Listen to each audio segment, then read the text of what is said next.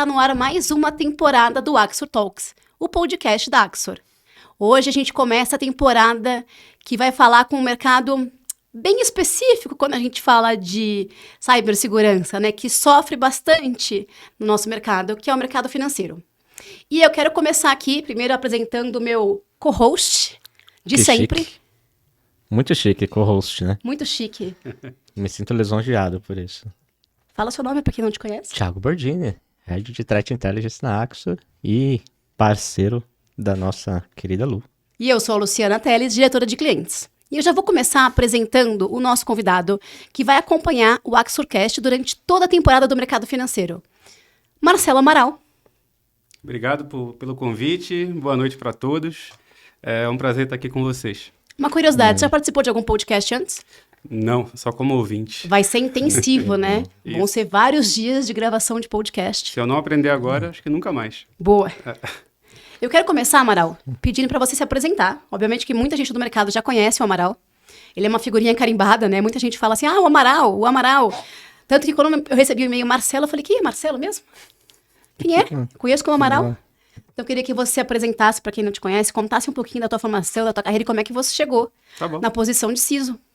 Vamos lá, eu sou o Marcelo Amaral, trabalho nessa área de segurança, né? Desde a época que isso não era nem um pouco bonito ou desejável. Eu entrei na área em 1998, tá? Sou pernambucano, comecei na área de tecnologia muito cedo, né? Gosto pra caramba de tecnologia, sou nerd, assim, assumido desde cedo. E foi exatamente durante uma desilusão com o meu trabalho na época como desenvolvedor, que eu não aguentava ter que lidar com o usuário e especificações que não eram as tecnicamente mais bonitas, que eu fiquei pensando, onde eu posso trabalhar que eu não tenha que lidar com gente? E a área de segurança na época era o que aparentava ser o mais distante das pessoas possível.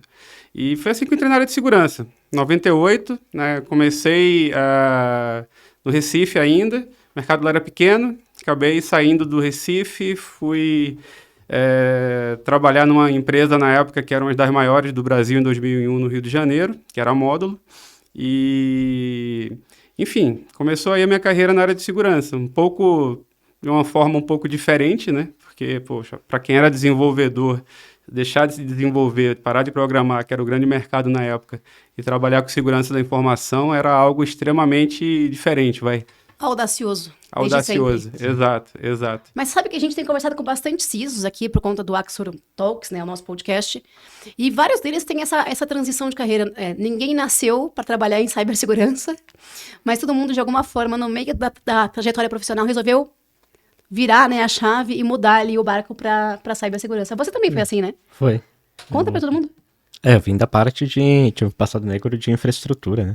Não como Amaral de desenvolvimento, mas vim da parte de servidores, de infraestrutura de redes. E aí fui para a área de segurança porque eu não aguentava mais resolver problema do pessoal. Mas eu também trabalhei em infraestrutura. Eu fui estagiário, cuidei de infraestrutura, montava computador. A empresa onde eu trabalhava, na verdade, resolveu me dar uma chance na área de segurança, porque o cara que ia fazer o trabalho lá, tinha um contrato grande na empresa que eu trabalhava no Recife, ele saiu da empresa e ficou sem ninguém que pudesse trabalhar com isso. E aí um dos sócios chegou lá pro dono e falou, olha, o Marcelo é um cara que... É ele que montou o nosso firewall, ele cuida da nossa rede, ele cuida do nosso servidor Deve do correio. entender disso E também. é desenvolvedor também. Pô, vamos vender ele. Então essa parte é interessante, sabe? Eu comecei na área de segurança como analista sênior. Não é? Já ou me vendendo como isso para o cliente na época. Aí, vou pegar aqui um gancho do que você falou. Você falou que você foi para segurança porque não queria ficar muito perto de gente, né? Não, gente, era requisito de usuário. Deu Era pra isso que entender. me deixava chateado na época. E aí, como é que foi cair em si depois de alguns anos, que hoje o teu papel é convencer um monte de gente na empresa que cibersegurança é importante? Isso aí foi interessante. Como não foi de repente, foi uma coisa que foi mais foi tranquilo de absorver. Tá? Então, acho que boa parte do meu começo do trabalho, os primeiros anos, aí, pelo menos os 4 primeiros anos, era basicamente trabalho técnico, né? Como analista, como especialista de segurança. Eu ia lidar com servidores, configurações, hardenings, análises, fazer relatório, esse tipo de coisa. E sempre em horários bem estranhos, né? Que também era uma coisa que eu gostava muito. Né? Então, isso foi interessante, né? Começar a trabalhar na área de segurança. Eu saí do Recife, que, poxa, é um polo de tecnologia, tem empresas de segurança lá. Mas, assim, eu não queria, naquela época, ficar limitado lá à questão de trabalhar para o governo, ou coisas assim, que para mim, assim, poxa, eu quero sair do Brasil, eu quero, no mínimo, estar trabalhando para grandes empresas privadas aqui no Brasil mesmo. E aí eu acabei indo parar no Rio de Janeiro, sem nunca ter ido lá, não conhecia nada do Rio de Janeiro. Meu objetivo era São Paulo ou fora do país, e fui parar no Rio de Janeiro. E lá, assim, como eu falei, né, no começo a gente não tem que lidar com pessoas, né? Você é um analista de segurança, da parte mais técnica, e aí também entra uma outra característica interessante, né? Eu sempre fui generalista, então eu trabalhei numa empresa em que o perfil do analista de segurança naquela época era um cara extremamente especializado, em uma tecnologia, 2, 3 no máximo, e que não sabia fazer relatório. O cara ia lá, arrebentava, entregava um monte de coisa no Notepad lá para um consultor, que esse sim ia fazer o PowerPoint, o Excel, o Word e entregar para o cliente. Eu não era especialista em nada. E alguma dessas empresas era de mercado financeiro ou não? Sim, já. Mercado financeiro e telecom. Já era mercado financeiro. Mercado financeiro e telecom, basicamente, naquela época. Então, essa era a parte interessante. A minha carreira começou exatamente por não ser especialista em nada. Até fazendo uma comparação aqui com um sitcom que eu gostava muito, que é o Seinfeld, né? Que o Seinfeld é um show sobre nada. Sim. E eu, assim, cara, eu não era especialista em nada, mas eu entendia de tudo. Então, qualquer coisa que eu precisasse fazer num cliente, eu sabia fazer. E quando eu não sabia fazer, eu sabia perguntar. Entendia o que as pessoas me explicavam e ia lá e fazia. Aí eu passei a ser muito requerido para participar de projeto porque eu era barato, né? Era mais barato mandar o Marcelo para um cliente em outro estado, que era só um cara, do que mandar 3 especialistas de 3 coisas diferentes. Então, o meu começo foi muito em cima disso. E eu também tinha essa vantagem de conseguir fazer o relatório, conseguir fazer o PowerPoint, porque como eu trabalhei 3 anos no Recife sozinho, eu era o único cara de segurança da empresa que eu trabalhava, eu tinha que fazer tudo. Eu tinha que vender, eu tinha que entregar, eu tinha que documentar e eu tinha que apresentar resultado. Igual que hoje você gosta de trabalhar com pessoas, a gente já sabe. O Amaral, ele fala isso, parece aquele meu malvado favorito, né? No caso, nós somos os Minions. Eu vim até de amarelo de propósito. Exato. Mas ele não é, tá, gente? Ele é super querido no mercado. Depende. E aí, tá bom, depois que saiu do Rio de Janeiro, como é que foi a carreira? Não, então, no Rio eu comecei a trabalhar como, enfim, a primeira experiência de fato numa empresa de segurança, que a empresa que eu trabalhava em Recife, eu era o único cara de segurança, então eu não tinha referência sobre, não tinha uma pessoa mais experiente ou outras pessoas com quem trocar conhecimento. E lá eu tive contato com pessoas do Brasil inteiro, até pessoas de outros países também. Eu participei de alguns projetos, principalmente em telecom, em que tinha gente da Itália, tinha gente, da África do Sul, americanos, canadenses. Então, para mim, foi muito bacana para começar a entender mais a questão de segurança. Então, eu fui aprofundando o meu conhecimento técnico, começando a entender outras coisas também, que não era aquela parte técnica de segurança, de hacker, também tinha o comportamento humano, também tinha a questão de gestão de risco aí envolvida. E foi nessa época que, de fato, eu acho que eu comecei a perceber que, olha, eu acho que a minha decisão de trabalhar em segurança foi correta, que é uma área que eu realmente estava gostando. Aí eu vou abrir um parênteses aqui, né? Quem me conhece há muito tempo, os amigos de longa data, sabem que eu tenho umas particularidades, assim, que eu tenho umas manias, umas coisas estranhas, etc. Eu sou o cara que está dirigindo e fica vendo placa de carro. Aí, olha, nossa, aquela placa parece com aquela outra. Não, isso também faço. E isso, para quem trabalha na área de segurança, quem trabalha com investigação, com forense, é sensacional. Porque você tem na cabeça um CIEM já. Sim. Você está correlacionando evento, você está trabalhando com orquestração de coisa. Isso é muito doido. E aquilo ali na época, que era uma excentricidade, uma coisa estranha, para mim depois se mostrou extremamente valioso no âmbito profissional, né? Que isso fazia uma baita diferença. A questão de ter essa cabeça voltada a identificar coisas, a identificar padrões, e a curiosidade. É uma coisa que eu falo até hoje. Eu sempre fui, desde cedo, muito curioso, né? Então, com 11, 12 anos, enchi o saco do meu pai. Pai, eu quero um computador. Você não entende nada. Não, eu quero um computador, vou te colocar num curso. Com 12 ou 13, eu estava fazendo curso de programação, de Basic. 87, 88, no Recife, né? Era CP500 naquela época, sei lá o que era. Então, assim, isso CP500. tudo... CP500. E eu sempre fui o cara de tecnologia da família, até hoje, né? Eu tenho, inclusive, eu tô beirando aí os 50, e ainda hoje eu fico muito chateado que não tem ninguém mais novo, assim, curioso, que gosta de tecnologia para assumir o meu papel. Você ainda continua arrumando impressora? Arrumando impressora, roteador, configurando o celular da família. Continua comigo. Esse karma persiste, né? Por muito tempo. Mas eu achei que um dia eu ia ficar velho e as pessoas novas iam assumir esse papel. E pelo menos na minha família... Bom, pelo menos no meu caso... Eu tô nessa esperança também. No meu caso, eu resolvo o problema de todo mundo, né? Tô com problema na loja tal, tô com problema... Vem todo mundo lá em casa pedir ajuda. Eu digo, meu Deus, virei suporte da família. Mas essa característica de se você gostar de tecnologia e ser curioso, para mim isso é determinante, entendeu? Então, assim, poxa, gostar de tecnologia, ser sempre hands-on, para mim é um perfil que... É óbvio que tem espaço para todos os perfis, mas na minha visão, o que me ajudou muito durante a carreira foi gostar de tecnologia, gostar de perfis diferentes. Então, pô, você é tipo, referência em alguma coisa no mercado? Não. Eu nunca fui, tipo, eu nunca consegui ser pentester, por exemplo, nas empresas que eu trabalhei na época de consultor, porque eu não tinha paciência de fazer as coisas seguindo um roteiro e documentando. Quem eu vi aqui que trabalha comigo, trabalhou comigo, vai até ficar, pô, que cara hipócrita. Mas assim, cara, eu odeio seguir script, seguir padrões. Eu não gosto, né? Eu sou muito ruim nisso. E eu cobro isso das pessoas que trabalham comigo porque precisa. Tá? Só que aquilo foi extremamente valioso para mim porque foi me dando a curiosidade, a inquietação, me fez mexer com indústrias diferentes, coisas diferentes, assuntos diferentes, e na época foi muito bom para acelerar minha carreira. Eu saí desse lado de consultor na época, em 2003, eu acho, e fui trabalhar com telecom. Fui para uma operadora de telecom lá no Rio, que também foi uma baita experiência. Eu dei uma sorte danada, que eu fui trabalhar numa área que o meu gestor, uma pessoa super querida, tal, não era de segurança. Então ele me contratou e foi bem claro assim, cara, eu não entendo nada de segurança e me deram essa área aqui para eu ser o gerente dela. Então eu quero que você seja um braço direito. Eu fui contratado como especialista, mas foi a primeira experiência liderando um time. Então tinha um time com 4 ou 5 pessoas trabalhando comigo, todo mundo da minha idade ou mais velho. Então foi muito legal, né? Porque assim, eu não tinha o cargo, então eu tinha que de alguma forma liderar aquilo pelas ideias, né? Pela postura, pela motivação. Na não... capacidade de influenciar pessoas. É isso. E tem um outro ponto que eu acho que é legal, assim, essa experiência prévia com o desenvolvimento é algo que ajuda muito a gente a desenvolver raciocínio lógico, a entender um problema um pouco mais profundo. É isso. E a gente está num paradigma hoje, né? Que a gente busca um profissional de segurança que saiba desenvolver. É isso. Para justamente ajudar em automações, ajudar nessa capacidade. Não, hoje, um profissional de segurança que tenha vindo do desenvolvimento, que saiba fazer automações, cara, é um cara super valioso. E na época era muito difícil encontrar esse tipo de gente, né? Era uma coisa praticamente impossível. Os profissionais de segurança da minha época, a turma que entrou no final dos anos 90, começo dos anos 2000, ou era aquele cara bem hacker, assim, de BBS ainda, que gostava de fuçar, de baixar exploit, esse tipo de coisa, ou alguém com aquele perfil mais auditoria, também tinha bastante gente com esse perfil, ou o cara que vinha de infraestrutura e networking, né? O cara tava lá, poxa, eu vim de roteador, fui para Firewall. E aí o cara virava um profissional de segurança.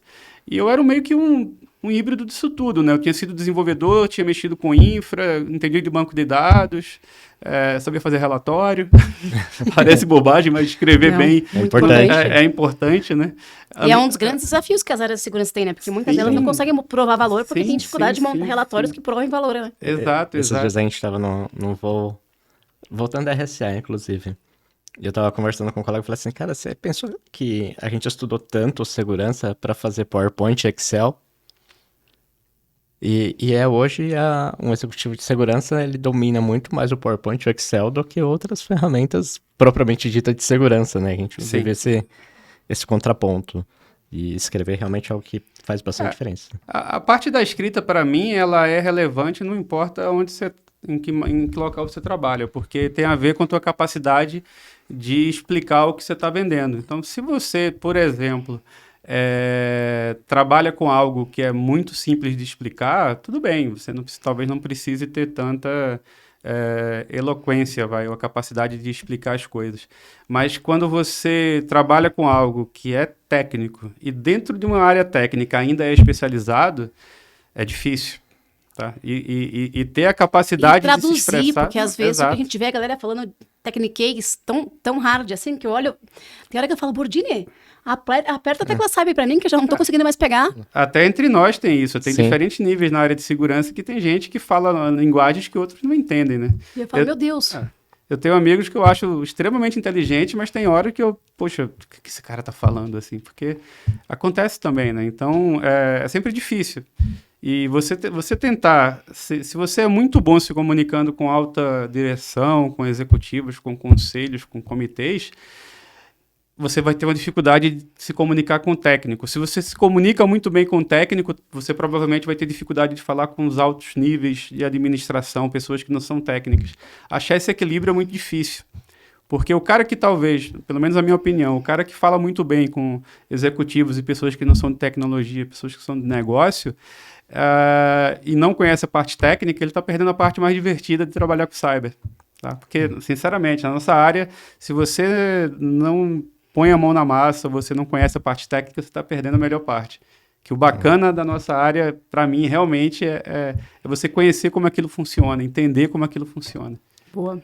Mas conta, você trabalhou no Rio de Janeiro, depois como é que você veio parar aqui em São Paulo? Calma, minha história é um pouco mais longa que isso. Então vai. Né? Vamos lá. Eu, como bom nordestino, a gente sempre foi criado para sair do Nordeste. Brincadeira, minha mãe não queria. Mas o fato é que eu trabalhei no Rio por 3 anos, mais ou menos.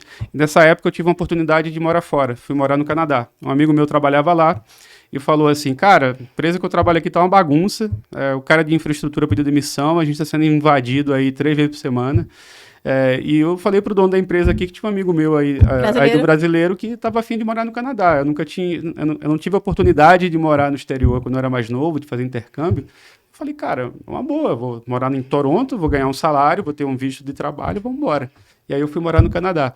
E foi uma experiência super interessante, porque primeiro me ajudou a melhorar o inglês, segundo, a empresa que eu trabalhava tinha, sei lá, 40 funcionários de 13 nacionalidades diferentes. Que legal. E não é tipo 13 latinos, que a gente é muito parecido, é 13 nacionalidades do mundo inteiro. Então tinha pessoas trabalhando comigo do Sri Lanka, da Índia, da China, Rússia, Ucrânia, Brasil, Canadá, Estados Unidos e...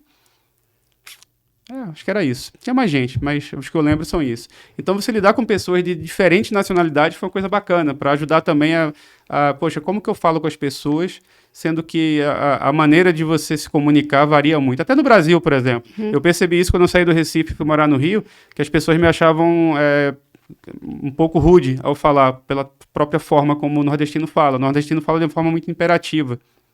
E assim, o carioca fala de uma maneira diferente. Aqui em São Paulo também de uma forma diferente. Imagina com idiomas diferentes. 13 países. 13 países. E culturas também diferentes, né? As pessoas tinham culturas bem diferentes. Então, nas minhas primeiras semanas nessa empresa em Toronto, um cara que depois virou meu amigo lá, um ucraniano, ele veio falar comigo, Marcelo, vá mais devagar. Eu falei, como assim? Você está trabalhando muito rápido, você vai resolver todos os problemas da empresa e você vai ser demitido, porque não vão precisar mais de você. Olha a cultura. E eu pergunto, nossa, mas como assim? Não, porque... Não, cara, não vai é surgir assim. outro problema amanhã, né? Não é assim, eu Ainda não mais vou... na segurança. eu não vou parar. E é engraçado, esse amigo, ele é meu amigo até hoje, é um cara um pouco... tem umas ideias interessantes lá sobre Rússia e Ucrânia, que, enfim, é melhor não comentar, mas ele, até hoje, ele é programador, porque as pessoas que foram criadas no leste europeu na época da União Soviética, o cara não tinha ideia de crescer. Ele sai da faculdade, tem um emprego... E aí aquele emprego pro resto da vida. Pro resto da vida. Ele deve ganhar mais, ele deve ser muito mais experiente do que era 20 anos atrás, mas é isso. Enfim, fiquei 8 meses no Canadá, 7 meses, foi uma época muito bacana pela experiência, mas a empresa era pequena. E aí surgiu a oportunidade... E faz um frio danado pra quem é do Nordeste, né? Mas eu não ligo, eu gosto de frio. E aí surgiu a oportunidade de voltar pro Brasil. Uma das empresas que eu tinha trabalhado como consultor... estava à procura de um coordenador de segurança, era uma vaga no Rio de Janeiro, e eu falei, por que não, né? A empresa que eu trabalhava lá em Toronto foi comprada por uma empresa de Vancouver, então para eu ficar no Canadá eu precisaria me mudar para Vancouver, que é do outro lado do país. Eu falei, já que eu tenho que mudar, vou aproveitar que eu recebi esse convite e vou voltar para o Brasil. E aí eu voltei para o Rio de Janeiro, fui trabalhar nessa empresa lá na Barra da Tijuca. Com 1 ano que eu estava de volta, a minha área inteira foi transferida aqui para São Paulo, para Santo André. Então, recebi o seguinte convite, a equipe e as vagas estão indo para Santo André, você é muito bem-vindo para se juntar a nós, mas se você não quiser ir... E aquele sorriso, né? Exato. Aí foi assim que eu vim parar em São Paulo. Então, em 2005, eu vim parar em São Paulo e fiquei, entre São Paulo e Rio de Janeiro até pouco tempo atrás. E essa época foi interessante, porque eu tive a minha primeira oportunidade de fato, montar um programa de segurança cibernética. Nem tinha esse nome na época, a gente chamava de segurança tecnológica. E aí a abordagem naquela época já foi uma coisa interessante, né? Porque tinha muitos conceitos já pré-estabelecidos de segurança. Você põe um firewall, você faz gestão de acesso e acabou. E não era isso. Na época eu queria, poxa, não é assim. A gente tem que começar a analisar projeto, trabalhar desenvolvimento seguro, ser muito próximo à área de arquitetura de sistemas, para trabalhar um framework de segurança para que as aplicações nasçam seguras. A parte de gestão de acesso também, a gente estava... Muito mais complexo, né? Não, muito mais complexo. Era uma empresa muito grande, eram 10 mil funcionários e 40 mil terceiros. E você lidava com casos de uso que para um gringo não faz o menor sentido, que era pessoas de central de atendimento terceirizada, gostavam de esquecer a senha de propósito para ter uma desculpa para não trabalhar. Então, se o meu SLA de reset de senha, por exemplo, era de 6 horas, era o turno do cara. Perdeu o turno. Isso que Eu tive que montar uma equipe para dar reset de senha em 15 minutos. Faz com automação. Não tinha. Era um projeto, tivemos que fazer com pessoa. Então foi muito bacana porque eu tive essa primeira oportunidade de fato, gerenciar um time. Eu não era o CISO, mas eu era o braço direito do Head de Segurança. E era empresa de mercado financeiro também? Não, Telecom. Telecom. Era uma grande empresa de telecom, no mercado extremamente competitivo, né? Então, assim, as margens em telecom são muito estreitas, então você não pode... Todo o teu investimento lá tem que ser muito bem justificado. Mas que a gente teve uma oportunidade de construir um SOC do zero, de montar toda uma estratégia de segurança, olhando para a monitoração interna. 2004, 2005, as pessoas queriam bloquear o atacante de fora. Sim. Ninguém olhava dentro. A gente olhava. A gente queria pegar o cara fazendo coisa errada do lado de dentro. A gente queria monitorar as pessoas, monitorar os endpoints, que hoje é normal, mas naquela época era algo inovador. Uhum. A ideia não foi minha, tá? Eu estava junto com a ideia, mas eram outras pessoas que trabalhavam comigo também que ajudaram a criar esse conceito, ajudaram a criar essa ideia. Mas é uma baita oportunidade de participar desse movimento. Sim, foi muito bacana. Nessa mesma época também eu tive uma lição muito bacana sobre experiência do usuário. A gente tinha um problema nessa empresa em que a solução que eu dei para o problema foi muito boa, a ponto de que a área de prevenção à fraude reduziu pela metade a quantidade de funcionários por causa dessa solução que a gente deu na época. Só que teve um problema, eu aumentei o tempo de atendimento nas lojas. Por quê? Os usuários compartilhavam senhas nas lojas, ninguém sabia, e quando eu travei o processo de controle de acesso sem fazer o assessment da forma correta, eu gerei impacto no usuário. E em vendas, porque estava na loja em impacto. Exato. Né? O cliente era atendido, sei lá, em 5 minutos passou a ser 15. Então essa foi uma lição muito bacana naquela época. Eu tinha, sei lá, 30 anos, e eu fiquei pensando, cara, minhas decisões técnicas afetam o negócio da empresa muito mais do que eu imaginava. Tá? Então aquilo ali para mim foi uma lição muito legal de entender, estar próximo da área de negócio, e entender que eu sempre fazer análise de impacto não se limita apenas à parte técnica. Eu tenho que olhar sempre o negócio, porque é o negócio que põe dinheiro dentro da empresa, e se não tem negócio funcionando, não tem cliente, não tem rentabilidade, não tem segurança. Isso. E aí encontrar o ponto de equilíbrio, porque às vezes o que a gente quer com segurança é o perfeito, mas vai impactar o negócio, então qual é o ponto de equilíbrio pensando na experiência do cliente, né? Exato. Não, e acho que nessa época também que veio a história do perfeito não é o desejável, muito longe disso. Né? Então tem aquela melhor feito que perfeito. Não, e não só isso, é que tem aquela figura de linguagem, né? Por exemplo, você vai... muita gente que não entende de aviação, fala assim, por que não faz o avião com material da caixa preta? Não fazem um avião com material da caixa preta por uma razão muito simples. Primeiro, porque seria caríssimo. Segundo, porque seria pesadíssimo. E terceiro, que na hipótese remota desse avião caríssimo, pesadíssimo, conseguir voar, se ele caísse, ele ia ficar íntegro, mas as pessoas dentro virariam papa. Porque, né, gravidade, força centrífuga, sei lá. Num acidente ia todo mundo morrer. Ou seja, não adianta você aplicar todo o dinheiro do mundo e toda a tecnologia do mundo em segurança. Você vai travar o negócio e você vai deixar seu negócio pesado, inviável e engessado. É isso. Então, achar esse equilíbrio é sempre a busca eterna, né? Como é que você faz segurança de uma forma harmonizada com o negócio e de uma forma, principalmente, que segurança deixe de ser um pênalti, um demérito ou um custo e passe a ser algo que deixa o seu negócio mais atrativo. Até porque até pouco tempo atrás, as áreas de segurança eram vistas como as áreas chatas da empresa, né? Ainda são. Acho que cada vez menos, né? Acho que a gente vem vendo um movimento grande aí de entender, até por conta dos casos recentes, né? De grandes fraudes que aconteceram, acho que traz uma visibilidade da importância da segurança. Mas eu, quando trabalhei numa empresa gigantesca, eu lembro que quando chegou um e-mail lá, você é obrigada a assistir o vídeo, eu dei o play no vídeo e saí da mesa, cheguei lá o vídeo rodando, né? Porque eu não entendia a dimensão da gravidade que poderia acontecer com o acesso a uma empresa de capital aberto, enfim. Eu falei, gente, que coisa chata, eu sou obrigada a ver esse vídeo. Né? E a didática, enfim, não era das melhores, claro. Hoje a gente já tem uma visão, eu, pelo menos que trabalho com segurança hoje, tenho uma visão muito diferente da importância que é entender e ser educado em acesso, em compartilhamento de senhas, em aplicativos que você baixa nos seus devices, tudo isso, porque hoje é muito mais comum Sim. ter visibilidade de casos graves do que era naquela época, né? Mas uma coisa que eu também aprendi com o passar do tempo, se o usuário acha ruim ou reclama, provavelmente ele está certo. Porque as coisas que, assim, se não é natural para uma pessoa lidar com um controle de segurança ou fazer um treinamento, tem alguma coisa errada ali. Você não tem como obrigar as pessoas, senão parece muito escola, né? Você obriga a pessoa a aprender a tabuada ou aprender regras que ela fica, eu vou usar isso para quê? E aí só reforça a visão de que área é chata, né? É isso.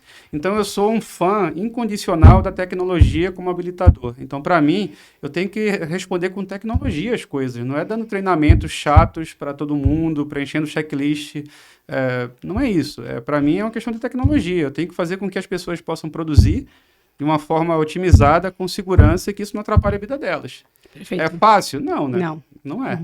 Mas, enquanto você achar que isso é um desafio e sempre pensar nele, sempre persegui-lo, isso significa que você dificilmente vai perder a motivação. Isso é utópico, você está caminhando e a utopia está caminhando junto, né?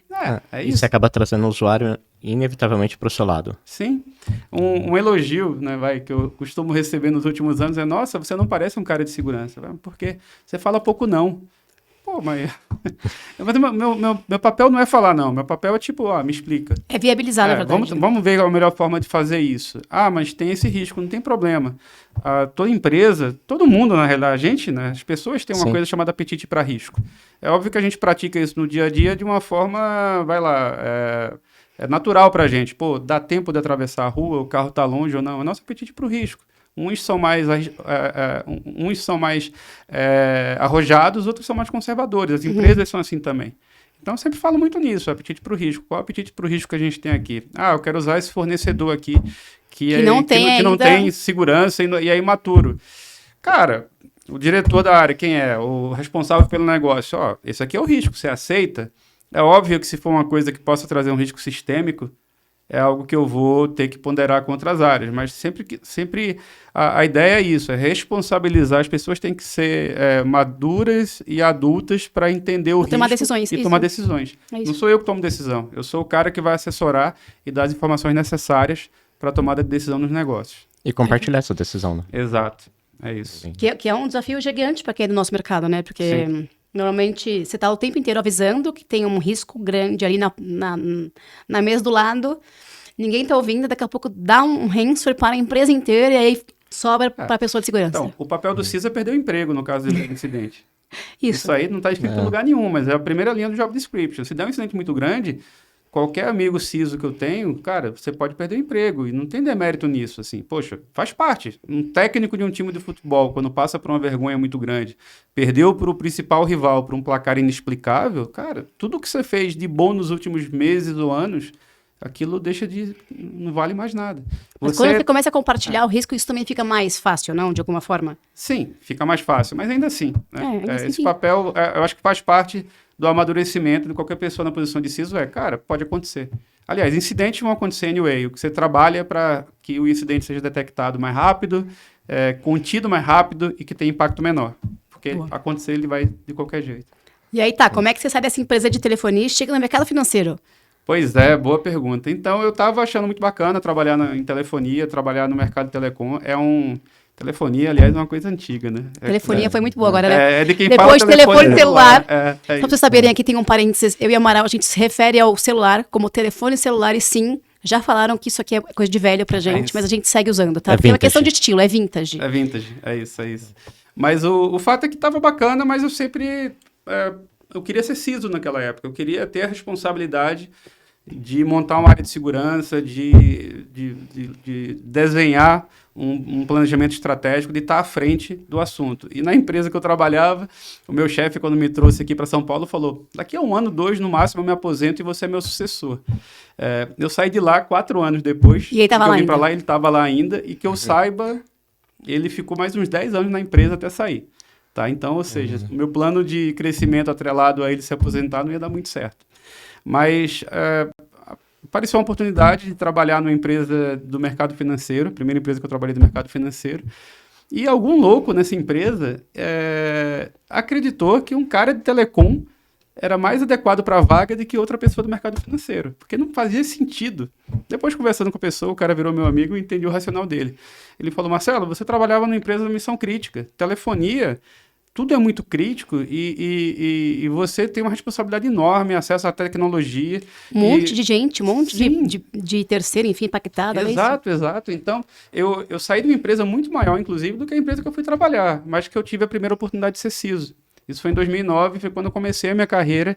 Foi meu primeiro cargo de CISO. 15 anos como CISO agora. 15 anos como CISO. Então, foi a primeira vez que eu fui CISO e eu fui ser CISO numa empresa que não tinha tido CISO antes, né? A empresa era eram empresas antigas que tinham se fundido e nunca tinham tido um CISO, né? Tinha tido gerente ou coordenador de segurança numa área de infra, assim, mas... Reportava para um CTO, mas não um CISO. Mas assim, e eu fui lá para responder para um COO, para um VP de operações. Então ainda era mais complicado, né? Porque eu passei a ser um CISO pela primeira vez, CISO de primeira viagem, respondendo para um VP, e os meus pares eram os diretores de tecnologia. Então, eu tinha, 34 anos. Eu tinha bastante experiência, por assim dizer, com projetos, experiência técnica, mas a experiência executiva era ali que estava sendo criada. E foi uma baita de uma mudança. Boa. E depois que você entrou no mercado financeiro, nunca mais saiu. 15 anos aí. 15 anos no mercado financeiro. Tive um breve período que eu trabalhei numa empresa prestadora de serviços, né? Eles estavam com uma demanda lá e eu atuei lá brevemente, mas aí o mercado financeiro me chamou de volta e estou direto desde então. Boa. E para quem não sabe, para quem não pesquisou no LinkedIn ainda, o Amaral é CISO do Safra. Então, por isso que a gente está falando tanto do mercado financeiro e da carreira de mercado financeiro dele. Quero pegar esse gancho, Borges, e fazer a primeira pergunta falando de cibersegurança no mercado financeiro, porque a gente sabe, né, que tem uma visibilidade gigantesca, Sim. Que é um dos mercados que a gente tem alguns clientes que a gente fala, tem sazonalidade no seu mercado. O mercado financeiro nunca tem, é flat, né, é constante. A sazonalidade é sempre alta, sempre no topo. Né, a visibilidade é sempre muito alta. Eu queria te ouvir um pouco mais sobre essas características de trabalhar com cibersegurança nesse mercado. Tá. Bem, mercado financeiro, eu acredito que foi o primeiro mercado em qualquer lugar do mundo que, de fato, a necessidade de segurança deixou de ser uma coisa mais operacional, controle de acesso, esse tipo de coisa, e passou a ser estratégica. Por quê? O próprio nome diz, financeiro, dinheiro, serviços financeiros, e a exposição ao risco cibernético no mercado financeiro é sempre algo muito preocupante. Porque você está em algo que tem um grande valor. E esse grande valor é algo que pessoas ruins, pessoas desonestas querem ir atrás. Né? Se no passado o risco maior estava concentrado em assalto a carro forte, roubo em agência, isso foi migrando para o digital. E não é de agora, né? Faz bastante tempo. Então, desde muito cedo, o mercado financeiro teve essa preocupação com segurança. Não só aqui no Brasil, como, né, no mundo inteiro. E faz parte do DNA. Então, ninguém jamais deixaria os seus recursos numa instituição financeira que não fosse segura. Você quer falar, para o consumidor é um tema sensível? É um pilar. Toda empresa financeira tem que se mostrar segura. Porque a segurança é aquilo que faz você confiar numa empresa do mercado financeiro. Porque, fazendo uma comparação com telefonia, poxa, se eu tiver um problema com minha operadora telecom, cara, tá bom, vou para outra. Se eu tiver um problema com instituição financeira, é meu dinheiro que está lá. É a minha vida, é minha família. É um tema muito crítico. É um tema muito crítico, né? Então, você tem economias de família, você tem o salário, você tem tudo ali dentro.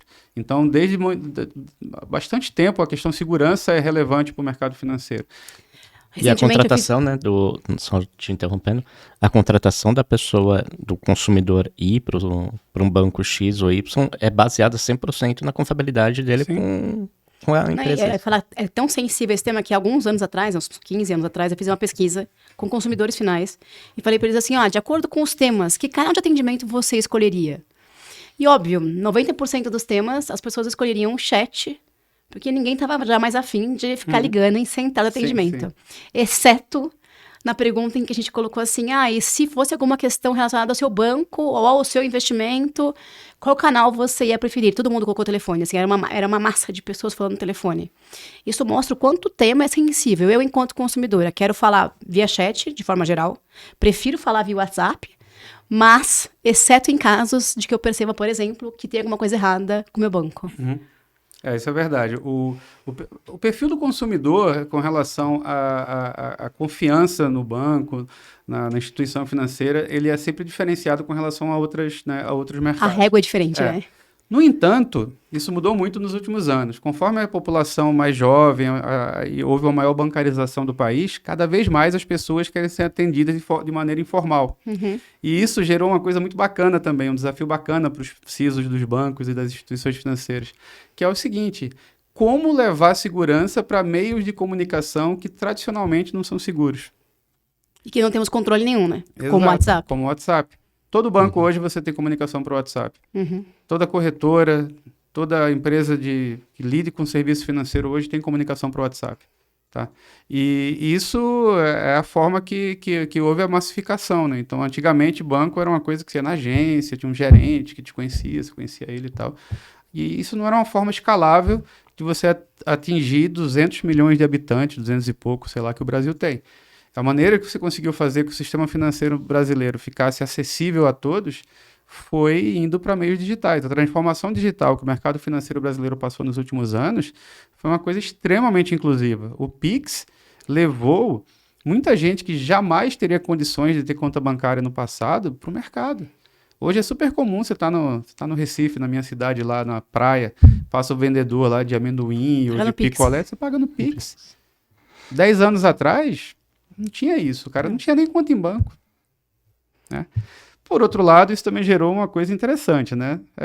Sempre que há a oportunidade, sempre que há o negócio, tem alguém pensando na trapaça. E como se valer dessa oportunidade. Exatamente. Então, coisas que no passado eram... era tudo muito fechado no mercado financeiro. Você tinha, 20 anos atrás, aqueles sistemas de internet banking que você conectava, fazia um dial-up, ligava para o número do banco e tal. Aquilo era tudo muito fechado, né? Era uma definição bacana de segurança por obscuridade. Não que fosse super seguro em relação a outros sistemas, mas era tão difícil de você entender aquilo que acabava ficando seguro. E isso foi mudando, né? Não, eu quero acessar meu banco online, eu quero acessar meu banco pela internet, eu quero, abrir uma conta de forma online, né? Eu quero aumentar meu limite no bloquinho de carnaval. Exato. Então, a forma como isso foi crescendo no mercado financeiro, e não só isso, o mercado financeiro saiu também daquela questão apenas de abrir conta e pagar conta, começou também a ter investimento. Né? Investimento era uma coisa muito... brasileiro de 20 anos atrás, investimento era poupança em imóvel. Hoje você tem renda variável, renda fixa, instrumentos financeiros complexos, tem coisa pra caramba no mercado hoje, e tudo isso foi abrindo oportunidades para a população investir, para a população se bancarizar, para a população lidar com serviços financeiros que não estava na cultura ou no hábito de ninguém. E tudo isso também gerou oportunidade para quê? Para hackers, fraudadores, né? Tava ali criado uma situação em que, olha, quanta coisa legal que eu posso explorar. E é nisso que a área de segurança para o mercado financeiro é tão relevante. Porque não dá para trabalhar, não dá para ser uma instituição financeira, não dá para vender serviços financeiros se você não tem segurança. E aí, vou fugir já da pauta. Tudo bem, a Letícia sai da sala, pode fugir. Aproveitar que a nossa head de pauta não está aqui, o podcast não está aqui, a gente vai fugir um pouquinho da pauta. Sempre a gente ouve falar que o sistema brasileiro é realmente o mais seguro, o mais avançado nessas questões. Para quem está de fora, é um pouco mais difícil de perceber isso, mas para quem está de dentro, mergulhado, é realmente disparado o Brasil, é realmente muito mais avançado nessas questões do ponto de vista, principalmente de cybersecurity. Sim, mas não é por talento e sim por necessidade. Né? Então, regulamentação também, né? Também. A regulamentação, na verdade, de cyber, ela apareceu primeiro lá fora, tá? Então, as primeiras regulamentações de cyber, eu me lembro, acho que em 2014 ou 2015, surgiram nos Estados Unidos. Um pouco depois foi para o Chile. O Chile teve lá uma lei local lá de cibersegurança bem relevante. E lá em 17 ou 18 foi que o Banco Central começou a trabalhar na 4557. Na época, não. 4682. 4557 é de risco. Então, a primeira resolução de segurança cibernética aqui no Brasil é dessa época, 2015, 16. Acho que em 17 entrou em vigor. Tá? E lá fora já tinham começado. Mas acho que a principal diferença, eu mencionei que eu morei no Canadá. Eu fui morar no Canadá em 2004, o banco que eu tinha conta lá, o acesso ao internet banking, usuário e senha. Poxa, mas não tem token? Já tinha token aqui no Brasil. Token? Pra quê? Não, se alguém roubar minha senha, acessar minha conta. Não, a pessoa vai presa. Então, uma coisa que fez diferença aqui para o mercado brasileiro foi o fato de que o crime aqui no Brasil ser mais difícil de você prender, responsabilizar. Isso fez com que a exposição do sistema financeiro brasileiro a risco cibernético fosse maior do que em países da Europa ou da América do Norte.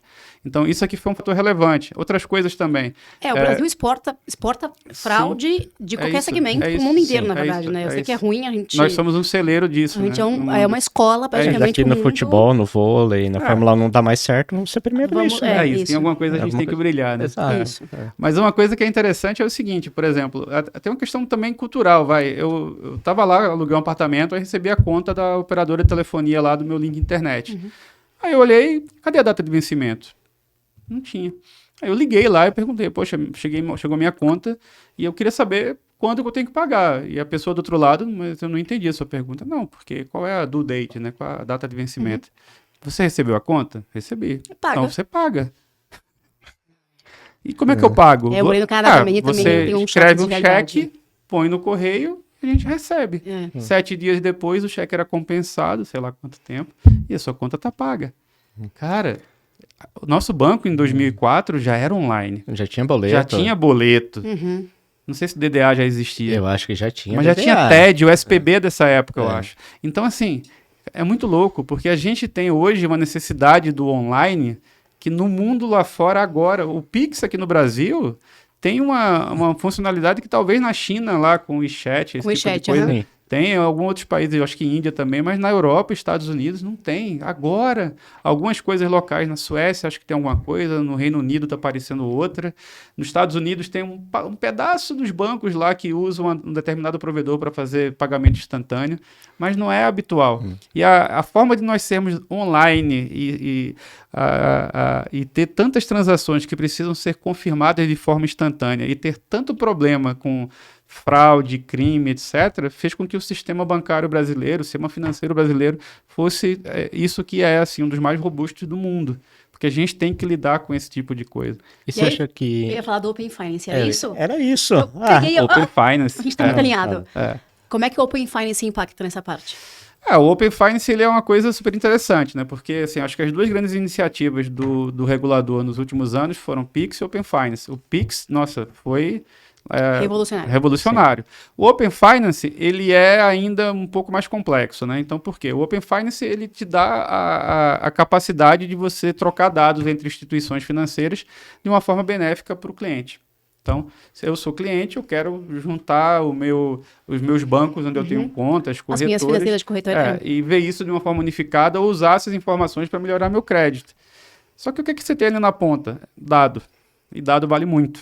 Então, o Open Finance ele ajudou também o sistema financeiro brasileiro a subir de patamar com relação à maturidade, porque não dá para você ter os grandes bancos com altos investimentos em segurança compartilhando coisa com bancos que não têm investimento em segurança. Não dá, né? Eu não gosto muito de frases de bordões da área de segurança, mas tem um que a corrente é tão forte quanto o elo mais fraco. Então, o Open Finance é exatamente isso. Teve que levantar a régua de todos os participantes, porque se você tem um participante que é fraco, você fragiliza o sistema inteiro. Isso permitiu também que vocês do mercado, isso eu acho muito legal no mercado financeiro, que a gente queria que acontecesse com outros mercados aqui em Cyber, eu acho o mercado financeiro muito disposto a compartilhar e aprender boas práticas, enfim, entre vocês. Sim. Do que eu vejo em qualquer outro mercado. Mas isso é uma questão de sobrevivência. Se você vai para o crime já compartilha isso há muito tempo. O Crime as a Service é uma realidade há muitos anos. Toda a parte assim como a gente tem as fontes de inteligência, lá o OSINT e tal, etc., eles têm isso há muitos anos. Os fóruns lá, que vocês sabem muito bem, que vocês monitoram isso, o compartilhamento de informações para o lado errado, para o crime, para a fraude, ele é extremamente eficiente. E era muito ruim para o segmento financeiro, para o mercado e para o cliente, né? Os bancos serem muito fechados, as instituições financeiras não compartilharem. Então, através das instituições de classe, né, Febraban, Bima, todas essas... A CREF também, né? De crédito. Isso. tem a BBC também, tem, enfim, várias instituições, vários órgãos que, junto às instituições financeiras, começaram a fomentar isso. Olha, tem que compartilhar informação. E criar um ambiente seguro para compartilhar, e claro. criar esse ambiente seguro. Então, isso foi extremamente relevante para a gente, porque hoje as áreas de inteligência nos principais bancos, instituições financeiras, têm contato, se falam. Então, isso ajudou a gente a reagir melhor e a ser mais inteligente na hora de lutar com o fraudador, de lutar com o hacker, com o crime. Eu acho que só pegando o gancho da comunidade, esse é o grande objetivo da comunidade da Axor, que a gente tem a primeira comunidade, né, de CTI no WhatsApp, que a gente lançou ano passado. A gente reúne lá mais de 1.500 profissionais do mercado de cibersegurança. E esse é o grande objetivo da comunidade, gente. É garantir que vocês estejam juntos, compartilhando, né, criando vínculos com pessoas do mesmo segmento, ou com segmentos que podem trazer aprendizados, né, até às vezes com erro, mas que a gente possa compartilhar ali um ambiente seguro para que o nosso mercado se fortaleça e use das mesmas ferramentas que a gente vê os criminosos usando, que é compartilhando informação, dando dicas de como é que eles fazem as coisas. E o nosso mercado lá fechado, parece que a gente está sempre competindo com o concorrente do lado, mas esquece que a gente compete com eles. Então, quem não faz parte ainda da comunidade da Axor, é só entrar no nosso site, tem o link para poder se inscrever, tudo auditado, todo mundo que entra na comunidade é verificado, e é um ambiente muito legal para a gente poder fazer trocas. Eu ia falar essa questão da troca de informação entre o setor financeiro. Semana passada eu tive uma oportunidade de palestrar no projeto Tentáculos, da Polícia Federal lá em Brasília. E é um projeto que começou com uma iniciativa de juntar instituições financeiras, meios de pagamento. E hoje no projeto, para essa questão de combate ao crime, tem outras empresas que estão correlatas a esse ecossistema que a gente não estava nem prevendo. Por exemplo, indústria de alimento, de transporte, de delivery, de logística, empresas que a gente não imagina que possa colaborar com informações de um ponto de vista de investigação e repressão ao crime. Mas que sim. E que estão fazendo um projeto bem bacana. Tinham mais de 300 pessoas no auditório, assim, um projeto bem bacana que tem dado super certo. Isso é muito legal, porque para mim combater fraude, combater essas atividades ilícitas, isso aqui é uma questão nacional, porque isso afeta todo mundo. Todo mundo conhece um parente, um amigo que perdeu alguma coisa por causa disso, né? Teve algum problema. Então, isso para mim é uma missão de todo mundo, todo né? mundo, tá? Então, Sim. assim, não é só o segmento financeiro. Então, poxa, a gente também depende muito de empresas de telecomunicações. A gente depende de muitas empresas que estão aí como meio de pagamento, fornecedores nossos. Eu ia te perguntar sobre isso agora. O ecossistema, ele tem que estar unido. Não, eu fico imaginando como é difícil gerenciar o supply chain de uma cadeia como a do mercado financeiro, porque você tem todo tipo de player do outro lado, de diversos segmentos, com diversas maturidades em cibersegurança, alguns que têm acesso a informações de vocês, né, de base de clientes, de transação, enfim. Como é que vocês hoje cuidam dessa questão do gerenciamento dessa cadeia de fornecedores dentro do banco? Isso é uma disciplina relativamente nova, né? Porque acho que as principais instituições financeiras lidam com isso há mais tempo, mas o mercado como um todo um pouco menos, que é o Third Party Risk Management, né? A gestão de risco na cadeia de suprimentos. Mas os casos recentes, os grandes casos recentes partilham... Tudo lá. Então, todos os casos relevantes que eu vi nos últimos anos, assim, tudo bem, um ou outro talvez não tenha sido, mas é tudo na cadeia de suprimentos. E isso é uma coisa que a própria regulação para o sistema financeiro exige esse tipo de trabalho. Está começando a ser feito recentemente. E aí você tem, é extremamente complexo, porque além de entender do teu negócio, você tem que começar a entender do negócio dos teus parceiros. E aí entra de tudo, né? Você tem desde fornecedores a parceiros de negócio. Todo mundo no mercado financeiro tem parceiro de negócio. Tem um correspondente bancário, um agente autônomo de investimento. E tudo isso faz parte de um ecossistema extremamente rico, complexo, e que tem muita gente louca para entrar ali para conseguir uma vantagem, para fazer uma fraude. Então, ou para convencer alguém que está lá dentro de fazer... Exato. Então, assim, e aí os riscos, eles crescem de maneira exponencial. Você deixa de olhar só o risco do teu perímetro e você começa a olhar, poxa, mas tem um risco aqui, tem um risco nesses fornecedores, tem um risco nesses parceiros, tem as nuvens que atendem eles, tem as interconexões entre eles, e tudo isso começa a dar uma complexidade para o trabalho em cyber que é imensa, porque você está indo para um grau de risco, de uma complexidade de risco, que você tem que começar a somar vários fatores e entender como que aquilo ali pode afetar teu negócio. Eu vou dar um exemplo para vocês de muitos anos atrás, trabalhava numa empresa, muitos anos atrás, em que, na monitoração que eu tinha, a gente pegou uma base de funcionários saindo para uma empresa que eu não conhecia. Aí eu fui procurar saber, nossa, mas o que é isso? Aí era ano de Copa do Mundo. Não, é um bolão da Copa. E a gente mandou aqui o telefone, o e-mail, o nome completo de todos os funcionários da empresa para fazer o bolão da Copa. Eu falei, cara, você está dando uma lista para fazer password spray. Ah, o que é isso? Na época ninguém dava bola, mas assim, cara, ali tinha uma lista que na mão de uma pessoa errada poderia facilitar um ataque ao meio ambiente.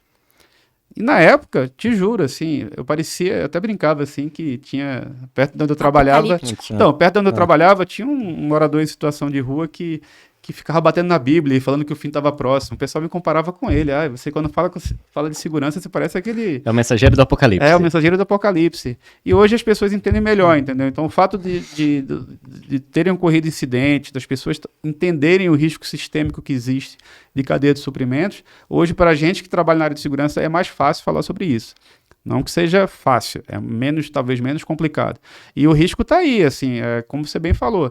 Os principais casos públicos divulgados nos últimos anos envolvem cadeia de suprimentos, aliciamento e gestão de configuração. Né? Tem muito disso também. Você acha que essa parte de assumir essas outras áreas agora, né? O supply chain inteiro, fraudes, uma série de outros chapéus que acabaram correlacionando tudo isso, está fazendo agora com que essa migração de CISO para BISO comece a ser um pouco mais tranquilo, né? Então, olhando um pouco ou mais amplo. É a visão amplo. de negócio que está fazendo isso também? Para mim é o seguinte, o BISO, para mim, ele é uma figura importante, mas cada estratégia ou cada empresa tem uma visão diferente. A minha visão de BISO é um CISO que conhece muito bem um pedaço do negócio. Porque isso é uma coisa relevante. Uhum. Então, por exemplo, você trabalha numa instituição financeira que é múltipla, então você tem que conhecer de pessoa física, pessoa jurídica, asset, corretora, processadora de cartão de crédito, agente autônomo, correspondente bancário, financiamento, é muita coisa. Então, assim, eu conheço de tudo, é difícil. Então, assim, você ter dentro de uma estrutura de segurança, numa grande empresa, a figura do BISO, que é a pessoa que vai fazer a ponte entre o negócio e a área de segurança, hoje, para mim, é uma vantagem. Porque essa pessoa, ela consegue capturar melhor as necessidades do negócio, consegue entender melhor os riscos associados àquele negócio. E apoiar a tomada de decisão. Exato. Uhum. Então, ele é um facilitador. Então, assim, eu não acredito que o BISO está para substituir o CISO. Não é isso. O BISO, ele é um habilitador nas áreas de segurança para deixar você mais próximo das áreas de negócio, você conectar melhor com a área de negócio. Assim hoje, né, Bordinho? Já vi alguns clientes, uma estrutura muito, muito de dupla mesmo, de trabalho em conjunto. É isso. Assim como você também precisa de outras áreas, você tem uma parceria muito próxima com a área de prevenção à fraude, área de privacidade, às vezes essas áreas estão juntas com a área de segurança, área de riscos operacionais, tudo isso é muito relevante dentro de uma empresa.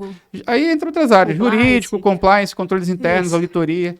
Então, essas áreas de controle são essenciais, né? Eu até, no passado, né, abrindo aqui um parêntese, nossa, eu ficava muito irritado quando era auditado. Achava pessoal, cara, como assim você achou um erro, uma falha aqui no meu processo? Aquilo doía aqui no meu coração. Você vai ficando mais velho, mais experiente, você percebe, cara, esse cara está me ajudando a fazer um trabalho melhor. Uhum. Então, assim, hoje uma auditoria moderna, uma área de controles internos moderna, ela é fundamental para o trabalho de segurança. Porque se você não tem uma área independente te ajudando a melhorar, é muito difícil você mesmo, né? Imagina, você faz um trabalho e você mesmo revisa. Ou você faz um trabalho e uma outra pessoa revisa. É muito mais difícil pegar um erro. Claro. É isso. O nosso tempo está acabando. E a Letícia voltou para a nossa sala. E a gente não pode mais fugir da pauta. A gente não pode mais fugir da pauta. Eu quero terminar aqui. A gente vai ter muitos episódios ainda com o Amaral, mas eu quero ainda focar um pouco mais em você agora. Queria que você contasse pra gente um momento muito marcante, assim, na sua carreira. Nossa, tem tantos. Mas nem todos eu posso falar. É um que o seu amigo participou. Tem um amigo que fez... um amigo que tenha participado. Não sei, cara. Eu vou falar o seguinte, assim, momentos marcantes. Eu gosto de uma confusão, né? Então, os momentos da minha vida em que eu fui chamado para uma missão que envolvia uma crise, algo crítico, foram muito bons, tá? Então, Até eu tô vendo no comentário aí sobre um jogador de futebol famoso lá no Rio de Janeiro, que tem uma frase que ele fala, que eu vou ter que falar de uma forma diferente, que tem um palavrão no meio. Ele fala assim, eu gosto muito da paz, mas eu funciono pra caramba na guerra. Então, acho que é meio assim, eu gosto de, assim, eu não quero treta no meu dia a dia ou problema o tempo inteiro, isso é extremamente cansativo. Mas quando tem uma situação de crise, é nessa hora que você fala, cara, eu nasci para trabalhar com isso, E eu são nasci para lidar com oportunidades isso. de crescer também, né? Nossa, você aprende demais. Muito bom. Agora eu quero fazer uma pergunta que é difícil responder. Como é que você explica para sua família o que você faz todos os dias? Além de consertar a impressora. A rede consertar a impressora, configurar Então, celular. aqui depende da idade da pessoa da família, vai. Certo. Então, por exemplo, minha mãe sabe que eu trabalho com computador, área de segurança e tal, mas minha mãe tem 70 e poucos anos e usa WhatsApp, rede social e tal. Então, é uma pessoa conectada, vai. Já minha avó, que tinha 102 quando faleceu há pouco tempo, ela não sabia o que eu fazia muito bem, não. Era difícil explicar. Então, sempre foi Ela difícil, né? provavelmente achava que você fazia alguma coisa que não era lista quando você explicava. Não chegava tanto. Mas ela achava estranho, né? Porque, poxa, o dia inteiro você tá nesse computador e tal. Não trabalha. Não trabalha, né? Ela nunca perguntou se era hacker? Não. tá. Nem minha mãe, não. Mas assim, tem amigos que sim. Então, ainda hoje é normal, amigos de infância lá no Recife, me mandar mensagem. Poxa, eu perdi a senha do Instagram, você me ajuda? Eu falo, então, cara, não é bem com isso que eu trabalho. Ou então, tipo, sei lá, eu acho que eu tô sendo, assim, que eu tive problema, você me ajuda a hackear a conta de alguém que eu não gosto. Cara, não, pelo amor de Deus, isso tá errado. Você pode ver se eu tô sendo traído, né? Então. E também isso gera outro tipo de problema, né? Do tipo assim, empresta sua senha do Netflix. Não, Não. senha é minha. Isso. Não, mas como assim? Não, eu não empresto senha, você não tá entendendo. Isso também é fraude. É. E como é que você isso. explica para as crianças? O que eu faço? Imagino que seja mais fácil, não? É um pouco mais fácil, mas é que, como eu falei lá em casa, ninguém tem tecnologia, só eu que então, tanto a minha filha, eu tenho 2 filhos e um enteado. Meu enteado e minha filha, que já são adolescentes, eles sabem o que eu trabalho, entendem um pouco melhor da minha profissão, mas para eles é uma coisa meio, tipo, normal, né? Faz parte do dia a dia. É. Eu sempre faço essa pergunta, porque lá em casa é casa de ferreiro espeto de pau, né? Meu pai até hoje não entendeu no que eu trabalho. Primeiro que já não entende a parte de clientes, que já é desafiador explicar o que eu faço enquanto CS, mas ainda mais em cibersegurança, né? Mas a parte CS até eu tenho dificuldade de Isso, entender. não, fica tranquila. A minha irmã foi num curso Counter-Strike? comigo, ela não entendeu ainda. Ela também não sabe. Acho que sim, acho que sim. Mas enfim, ele recebe e-mail de banco e falaram pra mim assim, Luciana, recebi e-mail do banco tal. Abra ou não abra? Aí eu digo, pai, Olha, tu tem conta nesse banco? É. Não. Então, pra que tu vai abrir esse e-mail? Qual é a chance de um banco que você não tem conta te mandar um prêmio? essa é uma coisa bacana da gente trabalhar na nossa área. É muito raro alguém da nossa família cair em algum problema desse, porque sempre me aciona, fala... Isso, mas é verdade. Tem um filtro legal. ali, né? A gente ajuda bastante. Eles sempre me acionam e eu aciono o Bordini. A gente se Exato. aciona também quando aparece alguma coisa estranha, né? A gente se ajuda. Essa que é a vantagem. É isso também. A gente faz caçadas de final de semana, às É vezes. isso aí. E dá certo, Pô, né? Dá certo. Tem que dar certo. Quero te agradecer. Obrigado também. Agradecer ao meu amigo co-host Tamo junto. pelo tempo de vocês e falar que a gente tem uma jornada super grande para continuar falando sobre esse mercado com os nossos convidados a partir de agora, para trazer um pouco mais de conhecimento, para compartilhar o que dá certo nesse mercado também, para ajudar a nossa comunidade. Então, olha, quem está aqui assistindo a gente, espera só mais um pouquinho que vai sair um novo episódio com um convidado especial ainda sobre esse tema, tá bom? Obrigada, pessoal. Pô, até mais, pessoal. Obrigado. Tchau.